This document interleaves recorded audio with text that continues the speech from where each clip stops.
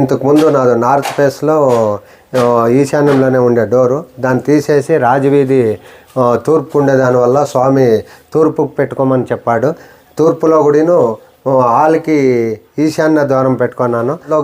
యూత్లో గిండా ఈ తూర్పుకి వాకిలు పెట్టిన తర్వాతే ఇది ఇంకా డోర్ పెట్టిన తర్వాతే నా భార్యకి ఆపరేషన్ అయింది, అనారోగ్యంతో ఉండే, అది సక్సెస్ అయింది. మా అమ్మాయికి జాబ్ వచ్చింది. నా కొడుకు ఇప్పుడు బీటెక్ ఫైనల్ ఇయర్ చదువుతున్నాడు. నా తమ్ముని కొడుకు గోశాల లైట్స్లో నీట్ కోచింగ్ చదువుతున్నాడు. మా అన్న కొడుకు MBA. మొత్తం తిరిగి మళ్ళీ నేను 1 ఎకరా పోగొట్టుకుంటే ఆ భూమి మళ్ళీ నేను కొన్నాను. అన్ని రకాలుగా ఈశాన్య ద్వారం వల్ల నాకు అన్ని రకాలుగా సక్సెస్ఫుల్.